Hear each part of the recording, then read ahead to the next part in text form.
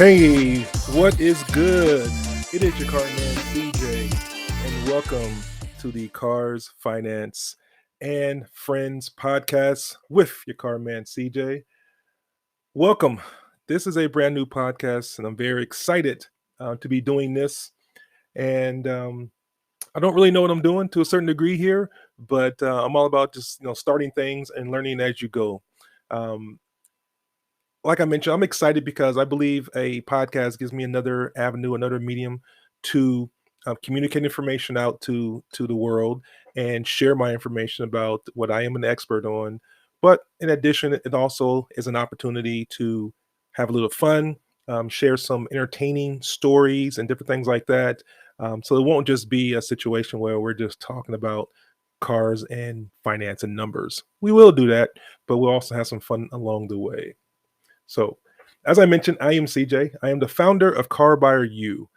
You can find us at Car Buyer U across all of the social media platforms: Instagram, TikTok, Twitter, Facebook, YouTube, all the same handle at Car Buyer U. Um, and a lot of people ask me, well, what is Car Buyer U? Well, Car Buyer U is an online automotive educational platform, and we help people understand the car buying process. And there's a number of different layers to that, but that effectively is what Car Buyer U is. I'll get into a little bit more of that. I'll get into that a little bit more, excuse me, as we go here. But I do want to tell you kind of what this podcast ultimately is and what it's going to become. This podcast, the main topic of the podcast is auto finance literacy and understanding the car buying process. But I also plan on having special guests from all walks of life, whether that is automotive, finance, entertainment, sports, entrepreneurship, business, you name it. So, in addition to being an auto finance literacy main focus, we will have some fun. This podcast will be entertaining, it will be informative, and so on a number of different levels. So, it won't just be one basic podcast, it will be kind of a variety podcast, if you will. But it is my objective to make it entertaining and informative as we kind of move on. So, um, a lot of people ask me, about me. A lot of people don't know me. I am a pretty private person. Social media was hard for me to get on board with social media and put certain things out there just because I am a private person. But when I started my endeavor about Car Buyer U, I realized that it was important to embrace social media. And then along the way, it was important for me to show who I am. There's a person behind the Car Buyer U brand and the Car Buyer U social media handles. So if you have been following me for any amount of time now, you've noticed that a lot of times it was always my logo or branding or something that was listed as my avatar and different things like that. And I've kind of moved more towards, putting my picture and showing my face, doing more reels and different things like that to show people that there's a real person behind this. And I want them to see me and embrace me and understand that, hey, I am a regular person just like you guys are. I just happen to have some information that is very, very helpful to the masses from my experience and my knowledge. So a little more about me. I grew up in the car capital and entertainment center of the world. We call that place Los Angeles. And I have always loved cars, and I've always been intrigued by business. Um, Obviously, growing up in LA, I guess you're going to see cars. You're going to see a lot of cars. You're going to see very nice cars. When I was growing up, I was exposed to a lot of different things, and I did see a lot of nice cars. And I just, as a kid, gravitated towards cars. I had my Hot Wheels. I had my little toy cars, and I used to always love cars. So as I got older, I just went from the toys to the real thing. And uh, you know, from a business standpoint, my dad was an entrepreneur. You know, for fair level of success. That's a whole nother story for another episode there. But I was exposed to that from him. And as I got older and grew up, I typically not typically, but I just gravitated towards business. So I've always had a business mind. I've always had an entrepreneur mindset. And, quite frankly, I didn't really act on it in the right way, my younger years as I grew up. But ultimately it's never left me. And so it's something that I've always been interested in. And now I'm just really, really focused on that aspect of things. And, to help that succeed and move forward with that. So that gives you a little background, initial background about where I grew up. But from an industry background, and trust me, I will talk more about me. I have a lot of stories, some very interesting stories. Because I will say this: I did grow up in LA. I have a lot of friends, obviously, who grew up in LA with me. I played basketball, and I was okay. We'll just say that I was okay, maybe a little bit better than okay. And a lot of my friends that I play with were also really good, not just okay. They were really good. So I had a lot of friends make it to high levels of sports, professional levels, basketball, football, but primarily basketball. And so, being exposed to them and seeing what their journey was, and always keeping in touch with various people as I matriculated through and eventually got into the car business. People. Let me explain this. Entertainers and athletes, for example, okay, they have a very small world. Their world is very confined, and the problem that they have is they don't have a high level of trust because they have so much money, and everyone who comes at them who they don't know, they have to kind of figure that this person is trying to get money from me. So they're very cautious about who they deal with. So in my case, knowing these people who I grew up with or played basketball with, or whatever the case may be, they know me. So once they found out that I was in the car industry, because my very first job was working for Mercedes Benz, we'll touch on that in a moment. They trusted me because they know me, and so it was really easy to work with me and develop a working relationship with them. And when someone in those industries, again, entertainers, actors, athletes, that type of people, um, once they find someone who they work with, who they like and trust, they refer that person to everyone that they know because they all have the same problem. And so by me working with and knowing with some of my friends who I played ball with who made it to the league, they go out and tell other guys around the league. And so those guys are basically, hey, this you're vouching for this guy. Great. You know what? He's one of us. We can trust him. He's in the inner circle, if you will. And so it just kind of went on from that. And then it just kind of snowballed. So, you work with a guy that and then this guy talks to another guy on another team, talks to another guy with another team, talks to another guy with this team. And so then you're getting various phone calls from guys. First it started with the local team, so the Lakers and the Clippers and those guys, working for those guys, and eventually it starts to spread to guys at other teams in other cities and different things like that. So I'm working out deals. I'm shipping cars all over the country for these guys, and just developing my name brand, my name recognition, and different things like that in that trust level. Eventually, it rolled over into the entertainment world because athletes and entertainers know each other. These guys are at parties, they do certain things. Hey, what are you looking for a car? Man, I got a car guy. Go talk to my guy over here. And so then now you're in the same inner circle with the entertainers, and the actors and the musicians and the rappers and all that type of stuff. And so then you're getting more opportunities. So, from that perspective, it was great. I ultimately ran the sports entertainment division for Mercedes Benz, and that was great because it was just fun.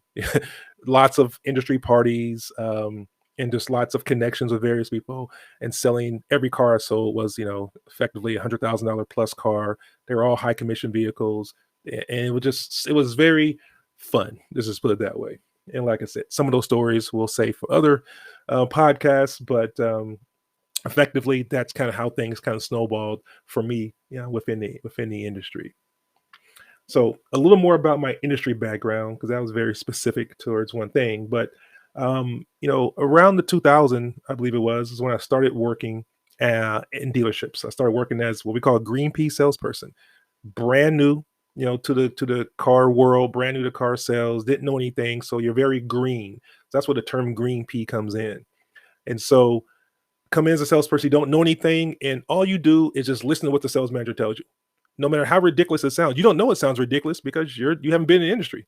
So whatever they tell you, you take that paper and go back to the customer and say the same thing to the customer. And sometimes the customers have these look on their face like, really? But you'd be amazed. Salespeople in the car industry make the most money when they first start out because they don't know anything. They don't know any better. Whatever the sales manager tells you, you go tell the customer. And a lot of times they're taken back, but eventually you get a deal done and you make all the money because the sales managers are always trying to make all the money initially, right? And that's how you make the most money when you first start out. You don't know any better. And then as you go along in your car career, you start to learn how the business works, right? And so then you almost learn too much for your own good. You think you know more than you really do. And so instead of just going back and telling what the sales manager told you, you start to negotiate with the sales manager, right? Oh, well, this customer won't do this. They won't do that. They won't do this. The customer didn't say anything. You're saying that because you think the customer won't do that. We actually become worse salespeople, as we kind of get a little more experience. So you go from making a lot of money, then you kind of dip down because you're hurting your own money because you think you know it all. And then ultimately you realize that, okay, I need to stop doing that, right? And even though you have the knowledge now, but you kind of go back to the same principles that you had when you were a green pea salesperson, and then your income starts to go up again. And then you find that sweet spot, if you will, as a salesperson, and you kind of level off and you kind of stay up with a high income and you make good money, especially working for a brand like Mercedes-Benz, high profit type of brand. So that's pretty much how it worked for me as well. Made a lot of money when I didn't know anything. I thought I learned everything. I thought I knew everything. Then my money dropped. Then I realized I need to, stop doing that. And then, just work the system as it's designed to. And then my money went up again. And then once I got really good, my money just really went up because you understand how to sell cars. You understand people, all these type of things that go into why I'm doing what I'm doing now, because the system is completely rigged against the consumer. When you buy a car, 100% rigged against the consumer. Um, but I worked in dealerships for about 10 years, and I've held various roles, obviously salesperson, sales manager, finance manager, inventory control manager, finance director, general sales manager, porter. I have gone out and gotten cars from the back and take them to the car wash and things like that. So I've done virtually every job within a dealership on the sales side. Didn't do a whole lot on the service side, or what we call fixed ops, but I did a lot on the sales side. So over 10 years of experience about doing that and developing relationships with the finance companies and the banks and different things like that, understanding how to sell cars to people, understanding that, the car industry preys on emotion and lack of knowledge. That's the main things that they use against people. And most people don't even know when we're doing things to them. They really don't. I try to explain a lot of these things and some of my posts and different things like that. But again, I look at it as people are like that salesperson curve, right? They think they know certain things and they really don't. And we're ultimately we end up using those things against that person and they don't even realize it. And so I try to help with what I'm doing at Car Bar U to help people understand these things so that they don't get themselves in a bad position and they ultimately get a good deal. So as I was saying, that's kind of my journey through the car dealership world. I have worked for the largest public automotive group in the country as well as the largest private automotive group in the country. That's important because there's a reason why those guys are number one and number one. Their processes, what they do, their training, it's all designed to generate profit. And they do a very good job at it, which is why they're number one. I have also worked for the number one or the most profitable dealership in the United States. So just think about that. Working for the most profitable dealership in the United States. And what is their procedures and policies and the different things that they do? They follow certain scripts to a T. Okay, they have processes in place that they do not deviate from ever, and that's why they're the most profitable store. So understanding that, working for them, I've learned the inside, information, inside knowledge about what they do to generate so much profit and how it works against the consumer because the consumer doesn't realize it, one, and two, they're so caught up in emotion because, oh, this is an awesome car. This is great, especially at the luxury level. I was at Mercedes-Benz for the most part. And people come in there, especially if someone's never had a Mercedes, or maybe they're going from a smaller Mercedes to a bigger Mercedes, what I call a real Mercedes, and they're so emotionally attached to that car that we can do almost anything, to them from a finance or deal standpoint that's going to help maximize the money for the dealership. What I say is this: the dealership is legally robbing the consumer. Now, I had to say legally. The majority of these dealerships are owned by conglomerate corporations. They're billion-dollar corporations. They're not going to risk that to try to steal $3,000 from you on the deal. But what they're going to do is they're going to position themselves in their processes and how everything works with that dealership. They're going to position it so they maximize the most profitable profit that they can. They will squeeze as much profit as they can out of that deal legally. And so it may not always be 100% ethical, but it is legal and they will make their money. Very similar to how the process works in Vegas. We've all probably been to Vegas or been to a casino. It doesn't have to be Vegas. It can be on the East Coast somewhere. But casinos are set up a certain way, and they're all set up the exact same way. They're set up to be confusing. They're set up to be inviting, and they're set up to keep you there. Okay. Casinos, you ever notice the carpet at a casino and the flow of the walking patterns and traffics and everything else? They're gonna steer you through a certain point where they want you to go. They're gonna make it look confusing so that you don't really know exactly where you're at. They have no windows in casinos. They have no clocks in casinos. This is all done for a reason, because they don't want you to leave. They don't want you to know what time it is. They don't want you to see it's getting dark out. No, they want you in there and spending your money. Dealerships operate in the same capacity.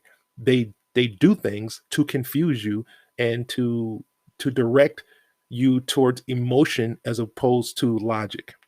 And emotion's the number one killer to a consumer. It's the number one thing that's going to help the dealership make profit. It's the number one thing that's going to hurt a consumer from getting the best deal they possibly can. So again, all these things I really try to communicate to people with Car Buyer U, because it is important. It is true. And people can say what they want. Oh, I bought cars for years. I know this, I know that. One thing I do know is this: the industry makes a lot of money. The top 10 auto finance lenders generated about $895 billion in revenue last year in 2021. Think about that. That's just the top 10. The top 10 generated $895 billion. So those are the loans that they gave out. They generated $895 billion in revenue in 1 year. So what's the profit margin on that? Probably pretty high. Even if you assume the worst credit and the good credit, you're still assuming probably an average credit average credit rating. I don't know, probably 8 or 9%. And they're loaning their money out, especially in 2021 before the rate hikes went up. They were loaning money out for damn near 0%, 1%. And they're going to charge on average 8, 9, 10%. If you factor in the great, prime, super prime customers, and you factor in the subprime customers, they probably average about 10%. So if they're getting money for 1% and they're loaning out for 10%, that's a public school math tells me that's a 9% spread on $895 billion. And that's only the top 10. But people will tell me, oh, I got a great deal. Really? Well, if everyone says they got a great deal, why are the finance companies making so much money? The number one car dealer in the country is Toyota. I believe they had revenues of about 200 it's not. It's now Volkswagen. Volkswagen was the number one automotive brand in the United States last year, and they generated about $263 billion in revenues. Okay. Finance companies making money. The dealerships are making money, right? Or the automotive groups are making money, the manufacturers. So now the dealership level, the top dealership group in the United States is AutoNation. AutoNation owns the most dealerships. And they generate the most profit. They generated in excess of about $250 million in revenues.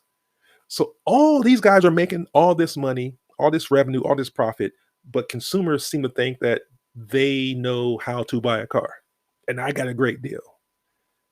No, you really didn't get a great deal. You thought you got a great deal, but in reality, they got the majority of the profit. So this is why I created Car Buyer U. This is why I have this podcast, because I want to get my information out and try to help people, maybe answer some questions, and just really help get the word out about, hey, if you do follow these basic steps here, you'll get a better deal than you can possibly get. I'm not saying the dealership shouldn't make money. They're still a company. They are a for-profit organization. They're going to make some profit. They're going to make some money. They got to pay their people. They got to keep the lights on. We understand all that. but it's the gouging that I have a problem with. This is one of the reasons I got out of the industry. Because, like I mentioned earlier, I worked in the dealership for 10 years, but I've also worked on the other side for about 10, 11 years now. And that is the banking side. I have been a bank rep, which is a auto finance dealer rep, consultant, and trainer, as well as an actual bank rep for the past 10 or 11 years. So I am now on the side that is looking at and approving loans. And my actual, I still have a day job. I create Car by You, but I still have a day job. And my day job is I am the regional auto finance director for a for the largest bank in the United States. I am the person, or at least the team that I oversee, a team of underwriters and myself. We are the ones who approve the deals that the banks send in. And so, I say that because I really want people to understand that you're listening to someone who literally is making the decisions about people who are trying to get a car finance. And so when I create a course or a book about what you need to do to get your best, deal, it's coming from someone who worked in a dealership for over a decade, who sold the car, who did the deal in finance, and now this person's also on the other side of that phone. And so once the dealer sends that deal in, so now I'm the person who looks at the deal and determines if this is going to be approved or not. So I can't think of anyone else who would be more qualified to do exactly what I'm doing, which is instruct people on how to buy a car, one, the right way, and two, what you need to do to make sure you get your best financing. And part of that is credit, and we're going to have a lot of conversations about credit. That's the very first thing in my book is we talk about credit. If your credit's not together, my first recommendation is always is get your credit together. And if you have to get a car, right now, understand that too.